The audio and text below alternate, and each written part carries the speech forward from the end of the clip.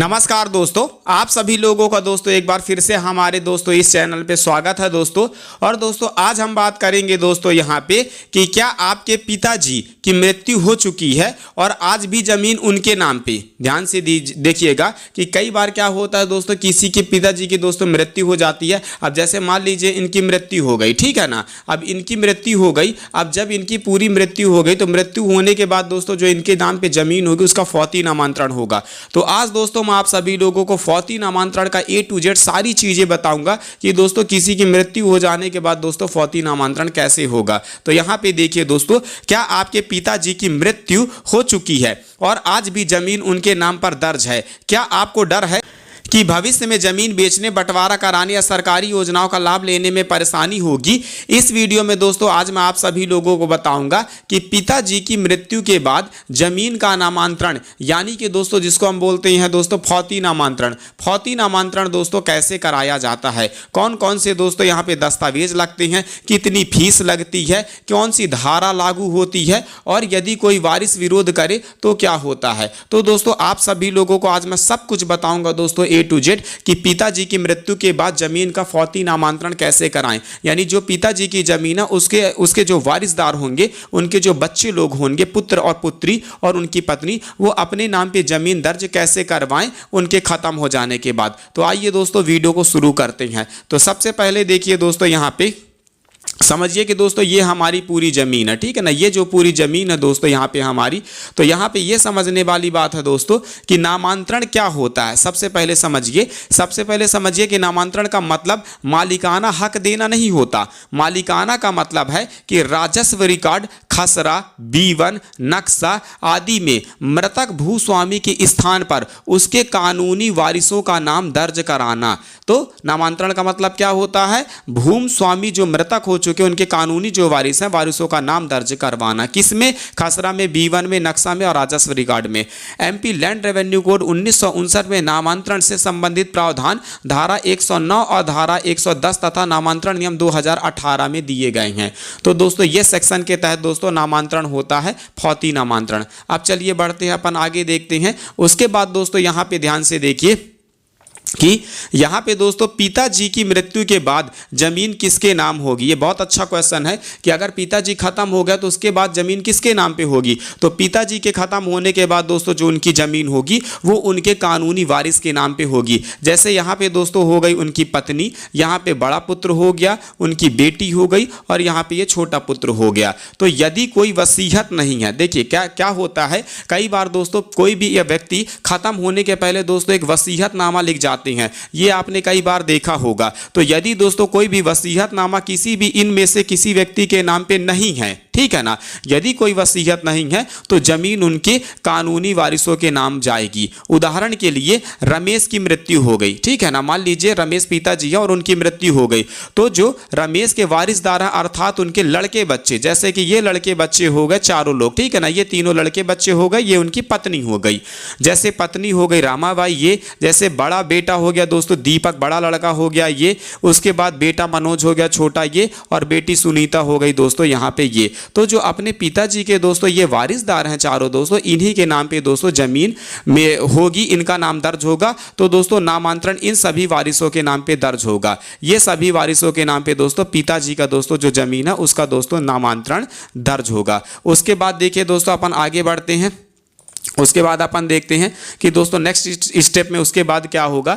तो यहाँ पे एक चीज़ और देखिए दोस्तों, मैं आप सभी लोगों का आज एक गलतफहमी दूर कर देता हूँ। यहाँ पे देखिए यह बहुत बड़ी गलतफहमी है कि केवल बड़े बेटे के नाम पे ज़मीन चढ़ जाती है। ऐसा बिल्कुल नहीं होता है, सभी को बराबर हिस्सा मिलता है। तो ये ध्यान में रखिएगा दोस्तों। यदि कोई बोले कि सिर्फ बड़े बेटों को ज़मीन मिलेगी तो ऐसा बिल्कुल नहीं होता है दोस्तों। सिर्फ बड़े बेटे को ज़मीन नहीं मिलेगी, सभी लोगों को ज़मीन मिलेगी और सभी लोगों को बराबर ज़मीन मिलेगी। उसके बाद दोस्तों क्या होगा, यहां पे ध्यान से देखिए दोस्तों, नामांतरण क्यों जरूरी होता है। ये भी एक दोस्तों अच्छा प्रश्न है कि नामांतरण क्यों जरूरी होता है। तो दोस्तों यदि नामांतरण नहीं कराया तो क्या होगा दोस्तों, देखिए जमीन बेचना मुश्किल हो जाएगा, पहली चीज। दूसरी चीज दोस्तों बंटवारा नहीं होगा तो समस्याएं होंगी, एक दूसरे में क्या है विवाद होगा। तीसरी चीज यदि कोई व्यक्ति बैंक लेता है तो दोस्तों बैंक लोन में परेशानी होगी। चौथी चीज दोस्तों यहाँ किसान योजनाओं में समस्या होगा और भविष्य में दोस्तों वारिसों के बीच में दोस्तों विवाद होगा। इसलिए दोस्तों नामांतरण कराना बहुत ज़रूरी होता है। उसके बाद दोस्तों अपन आगे बढ़ते हैं। उसके बाद देखते हैं दोस्तों यहाँ पे देखिए दोस्तों कि कौन कौन से दस्तावेज लगेंगे, यानी कि नामांतरण कराते टाइम कौन कौन से दस्तावेज लगेंगे। तो यहाँ पे देखिए दोस्तों नामांतरण कराते टाइम कौन कौन से दस्तावेज लगेंगे।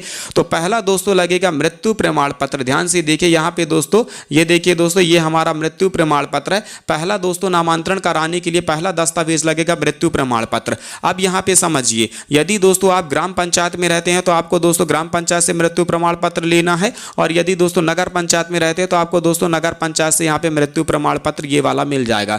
उसके बाद दोस्तों यहाँ पे हमारा दूसरा दोस्तों जो लगेगा दोस्तों यहाँ पे डॉक्यूमेंट, वो लगेगा दोस्तों जमीन का खसरा। जिस जमीन का नामांतरण कराना है उस जमीन का दोस्तों खसरा लगेगा। उसके बाद दोस्तों तीसरा यहाँ पे दोस्तों जो डॉक्यूमेंट हमारा लगेगा नामांतरण कराने के लिए वो लगेगा खसरा B1। ये भी खसरा का दोस्तों एक रूप है। इसमें जो दोस्तों कितनी जमीन है, क्या क्या है, सारी रिकॉर्ड इसमें आ जाती हैं। ठीक है, तो 3 डॉक्यूमेंट तो ये हो गया, मृत्यु प्रमाण पत्र, खसरा और B1। उसके बाद दोस्तों यहाँ पे और कौन सा डॉक्यूमेंट लगेगा नामांतरण कराने के लिए, फौती नामांतरण कराने के लिए दोस्तों लगेगा आधार कार्ड। जितने भी दोस्तों वारिस लोग हैं, जिन लोगों का नामांतरण होना है, सभी का आधार कार्ड लगेगा। उसके बाद दोस्तों यहाँ पे लगेगा वंशावली, यानी कि दोस्तों सेझरा जिसको अपन लोग बोलते हैं आम भाषा में। तो जितने भी लोग दोस्तों हैं वंशावली में दोस्तों, जितने भी पिता के पुत्र और पुत्री हैं और पत्नी हैं, उन सभी लोगों का दोस्तों वंशावली का दोस्तों एक कागज लगेगा जिसको अपन सेजरा बोलते हैं। ये दोस्तों अगर ग्राम पंचायत में है तो आपको ग्राम पंचायत वाला बना के देगा, नगर पंचायत में है तो दोस्तों आपका पार्षद या नगर पंचायत वाला बना के देगा। उसके साथ में दोस्तों एक यहाँ पे हमारा लगेगा दोस्तों शपथ पत्र। तो दोस्तों ये टोटल 6 डॉक्यूमेंट हो गए। तो आपको ये ध्यान में रखना है दोस्तों कि नामांतरण कराने के लिए हमको ये 6 डॉक्यूमेंट की जरूरत पड़ेंगे, जो कि नामांतरण कराने के लिए बहुत इंपॉर्टेंट डॉक्यूमेंट है। पहला मृत्यु, यहाँ पे देखिए पहला हो गया दोस्तों यहाँ पे मृत्यु प्रमाण पत्र, दूसरा हो गया खसरा, तीसरा हो गया B1, चौथा हो गया आधार कार्ड सभी का, पांचवा हो गया वंशावली और छठा हो गया दोस्तों शपथ पत्र। उसके बाद दोस्तों आपको मैं एक चीज और बता दूं कि दोस्तों यहाँ पे ध्यान दीजिएगा, मृत्यु प्रमाण पत्र और वारिसों की जानकारी नामांतरण प्रक्रिया का मूल आधार होती है। यानी कि दोस्तों जो नामांतरण होगा हमारा जमीन में, तो मृत्यु प्रमाण पत्र और दोस्तों यहाँ पे वारिसों की जानकारी ये बहुत इंपॉर्टेंट रोल अदा करते हैं दोस्तों। कब? जब जमीन नामांतरण होता है, ठीक है ना, फौती नामांतरण का कार्यवाही होता है। जब फौती नामांतरण होता है तो उस प्रक्रिया में दोस्तों ये डॉक्यूमेंट को दोस्तों बेसिकली देखे जाते हैं। उसके बाद दोस्तों अपन देखते हैं कि उसके बाद अपने को क्या करना होगा। तो दोस्तों जब ये सारे डॉक्यूमेंट तैयार हो जाएंगे तो हमको सबसे पहले दोस्तों यहाँ पे एक आवेदन लिखना होगा। आवेदन में क्या लिखना होगा, देखिए मैं आपको एक फॉर्मेट बता देता हूँ, ठीक है ना। ये फॉर्मेट मैं आपको दे रहा हूँ, आप अपने हिसाब से गांव, शहर, तहसील का नाम चेंज कर सकते हैं, लेकिन फॉर्मेट दोस्तों यही सेम रहेगा। तो यहाँ पे देखिए, श्रीमान तहसीलदार महोदय, तहसील बरही, जिला कटनी, मध्य प्रदेश, प्रकरण क्रमांक A6 2026। तो प्रकरण क्रमांक हमेशा A6 से चालू होता है, याद रखना है। आवेदक का नाम, तो यहाँ पे आवेदक का नाम डालना है, आप लोग डाल लीजिएगा। उसके बाद पिताजी का नाम, तो आवेदक के पिता का नाम। उसके बाद दोस्तों उनकी आयु, वर्ष, ठीक है ना, कितने साल के वो हैं। उसके बाद दोस्तों यहाँ पे हमको जाति डालना है कि दोस्तों यहाँ पे क्या OBC हैं, ST SC हैं, कौन से कैटेगरी के हैं या जर्नल है। उसके बाद दोस्तों यहाँ पे वेबसाइट डालना है कि बिजनेस करते हैं कि दोस्तों खेती करते हैं। उसके बाद निवासी, यानी कि दोस्तों यहाँ पे आप दोस्तों कहाँ के निवासी हो, आपको वार्ड नंबर सारा दोस्तों अपना पता डालना है। उसके बाद ग्राम मोहल्ला यहाँ पे डाल दो कि आपका ग्राम और मोहल्ला क्या लगता है और आप कौन से मोहल्ले में निवास करते हो। उसके बाद दोस्तों यहाँ पे अपना तहसील भरना है, जो भी आपका तहसील लगेगा। उसके बाद आपको अपना यहाँ पे जिला भरना है और यहाँ पे प्रदेश भरना है। तो ये हो जाएगा दोस्तों कौन, ये हो जाएगा दोस्तों यहाँ पे हमारा आवेदक। उसके बाद दोस्तों यहाँ पे हमारा विरुद्ध रहेगा, किसके विरुद्ध रहेगा, तो दोस्तों पटवारी के विरुद्ध यहाँ पे रहेगा अनावेदक। ये अनावेदक रहेगा, पटवारी को बना देंगे, और ये आवेदक रहेंगे जो दोस्तों फौती नामांतरण का आवेदन देंगे। उसके बाद देखिए दोस्तों आगे क्या लिखना है वो भी मैं आपको बताता हूँ। आवेदन में सबसे पहले दोस्तों हमको विषय लिखना है, ग्राम, अपने ग्राम पंचायत का दोस्तों यहाँ पे नाम भरना है, मौजा पटवारी, हल्का नंबर, यहाँ पे दोस्तों अपना हल्का नंबर डालना है। स्थित भूमि सर्वे क्रमांक, सर्वे क्रमांक का मतलब होता है दोस्तों यहाँ पे आपको खसरा नंबर डालना है, इसी को सर्वे क्रमांक बोलते हैं। कि राजस्व दस्तावेज में मृतक फौत, उसके साथ में डालना है कि स्थान पर वारिसन का नामांतरण किए जाने आवेदन बाबत, ठीक है ना। ये हमारा विषय हो गया। उसके बाद दोस्तों यहाँ पे देखिए अब एप्लीकेशन अपना चालू होगा। माननीय महोदय, आवेदक सविनय निवेदन है कि, और आपको दोस्तों इसी तरह पॉइंट बाय पॉइंट में डालना है, याद रखिएगा, ठीक है ना। जब भी आपको एप्लीकेशन बनाना है इसी तरह दोस्तों पॉइंट बाय पॉइंट में बनाना है। तो पहला दोस्तों यहाँ पे हमारा पॉइंट रहेगा यह कि ग्राम, यहाँ अपना ग्राम का नाम डाल देना। उसके बाद यहाँ पे अपना तहसील डाल देना, यहाँ पे जिला डाल देना, ठीक है ना। ना, में स्थित कृषि भूमि खसरा क्रमांक, यहाँ पे अपना खसरा क्रमांक डालिए। उसके बाद यहाँ पे रकबा डालिए, कुल रकबा कितना है, ये रकबा दोस्तों खसरा में ही लिखा रहता है। कुल सर्वे क्रमांक यानी कि कुल सर्वे क्रमांक कितने खसरे हैं। दोस्तों क्या होता है, कई बार कई जमीनें होती हैं, किसी भी व्यक्ति के नाम पे एक जमीन नहीं होती, कई जमीन भी होती है। और यहाँ पे डालना कुल रकबा, ठीक है ना। हेक्टेयर है, जो राजस्व अभिलेखों में स्वर्गीय श्रीमान या श्रीमती जो जिनकी मृत्यु हुई है वहाँ पे नाम डालना है, मृतक के नाम पर नाम भूमि स्वामित्व में दर्ज है। उसके बाद दोस्तों यहाँ पे सेकंड नंबर में क्या डालना है, यह उक्त खातेदार स्वर्गीय श्रीमान श्रीमती स्वर्गीय दिनांक मृत्यु प्रमाण पत्र संलग्न है। उसके बाद तीसरा पॉइंट यहाँ पे हमारा डालना क्या है, यह कि आवेदिका मृतक का, ठीक है ना, जो भी वैध वारिस हो यहाँ पे उनका दोस्तों रिलेशन डालना है। उसके बाद चौथे पॉइंट में डालना है यह कि मृतक के अन्य वारिसान यदि कोई हो तो उसका भी विवरण निम्न अनुसार है। तो यहाँ पे दोस्तों हमको उनका भी विवरण डालना है, ठीक ना, निम्न अनुसार। दोस्तों अगर और लोग भी हैं तो दोस्तों उनका नाम डालना है। यहाँ पे हमारा क्रमांक हो जाएगा, यहाँ पे हमारा नाम हो जाएगा, यहाँ मृतक से संबंध रिश्ता, यहाँ पे आयु और पता। जैसे मान लो 4-5 भाई हैं, ऐसे समझो, ठीक है। जैसे मान लो 4-5 भाई हैं तो सभी लोगों का यहाँ पे दोस्तों क्रमांक डाल के यहाँ पे ऐसे डाल के दोस्तों अपने को नीचे बढ़ते जाना है, ठीक है। उसके बाद दोस्तों यहाँ पे हमारा 5वां पॉइंट रहेगा, यदि उपरोक्त वारिसों के अतिरिक्त मृतक की कोई अन्य वारिस नहीं है। 6ठा पॉइंट रहेगा यह कि मृतक की मृत्यु के पश्चात उक्त भूमि पर आवेदक तथा उपरोक्त अन्य वारिसों का कब्जा है और खेतीबाड़ी कर रहे हैं। उसके बाद दोस्तों यहाँ पे हमारा 7वां पॉइंट रहेगा यह कि उक्त भूमि के संबंध में किसी भी सक्षम न्यायालय में कोई विवाद लंबित नहीं है, यानी कि कोई भी केस नहीं चल रहा। उसके बाद यहाँ पे दोस्तों हमको डालना पड़ेगा प्रार्थना, ठीक है ना। ये बहुत ज़रूरी है, हर एप्लीकेशन में दोस्तों प्रार्थना जरूर डालना चाहिए और प्रार्थना डालते ही हैं कि आप कोर्ट से क्या चाहते हैं। तो यहाँ पे देखिए दोस्तों प्रार्थना में क्या लिखा है, अतः श्रीमान जी से यह निवेदन है कि उपरोक्त भूमि की राजस्व अभिलेखों से मृतक स्वर्गीय श्रीमान श्रीमती वैध वारिसान के रूप में आवेदक एवं उपरोक्त अन्य वारिस का नाम दर्ज करने नामांतरण करने की कृपा करें। उसके बाद यहाँ पे आपको दिनांक डाल देना है, यहाँ अपना स्थान डालना और यहाँ पे हस्ताक्षर करना है आवेदक का जिसने ये आवेदन दिया है। चारों में से कोई भी आवेदन दे सकता है, ठीक है। उसके बाद दोस्तों अगला स्टेप क्या होगा, तो अगला स्टेप यहाँ पे दोस्तों क्या होगा, आवेदन कहाँ लगेगा। ये भी दोस्तों बहुत अच्छा प्रश्न है कि नामांतरण के लिए सारे पेपर तो तैयार कर लिए, एप्लीकेशन भी हमने बना लिया, अब ये आवेदन कहाँ लगेगा। तो ये 2 तरीकों से आवेदन आप लगा सकते हैं। पहला तो दोस्तों लोक सेवा केंद्र के थ्रू आवेदन लगा सकते हैं, दूसरा दोस्तों यहाँ पे दोस्तों पटवारी को भी आवेदन दे सकते हैं। तो दोस्तों मैं तो आपको यही सलाह दूंगा कि यदि आपको लगाना है दोस्तों आवेदन अपना फौती नामांतरण का, तो आप लोक सेवा केंद्र के थ्रू दोस्तों आवेदन पत्र लगाइए। इससे दोस्तों आवेदन लगाने से आपको एक केस नंबर मिल जाएगा और आपको एक डेट मिल जाएगा कि इस तारीख को आपका ये काम हो जाएगा।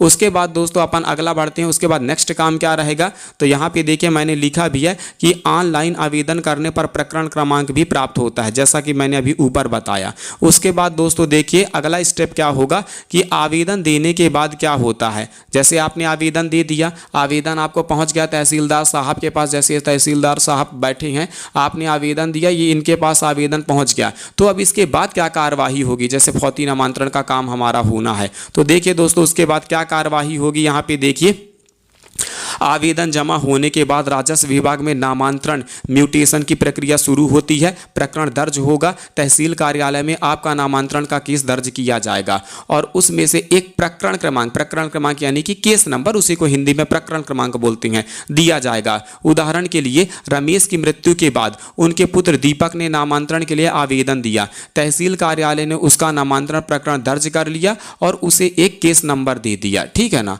उसके बाद दोस्तों क्या होगा, केस नंबर मिल गया। अब यहाँ पे होगा दोस्तों पटवारी जांच करेगा, ध्यान दीजिएगा दोस्तों। अब यहाँ पे क्या होगा कि पटवारी जांच करेगा। पटवारी ये जांच करेगा दोस्तों, जाके पहले तो मौके में जाएगा तो पटवारी देखेगा कि जमीन सही है कि नहीं, जिस जमीन का यहाँ पे हमारा नामांतरण होना है, फौती नामांतरण। दूसरी चीज देखेगा कि सभी वारिसों का नाम है कि नहीं, कोई छूट तो नहीं गया। तीसरी चीज दोस्तों रिकॉर्ड संबंधित जानकारी लेगा, जो खसरा खतौनी नक्शा सारी चीजों को देखेगा, मिलान करेगा कि कोई डॉक्यूमेंट गड़बड़ तो नहीं है। उसके बाद दोस्तों जब ये सारे काम कंप्लीट कर लेगा तहसीलदार, तो यहाँ पे देखिए क्या करेगा, पटवारी जांच करेगा। पटवारी मौके पर जाकर भूमि एवं दस्तावेजों की जांच करेगा और यह देखेगा कि आवेदन सही है या नहीं। उदाहरण के लिए पटवारी ने खसरा नंबर 125 की जमीन का रमेश रिकॉर्ड देखा, ठीक है, और पाया कि जमीन वास्तव में नाम दर्ज है, यानी कि जो रमेश के नाम पे भूमि दर्ज है ये दोस्तों सही और शुद्ध नाम से ये दर्ज है और ये सही भी है। उसके बाद दोस्तों क्या होगा, जब पटवारी जांच कर लेगा तो उसके बाद दोस्तों यदि कोई वारिस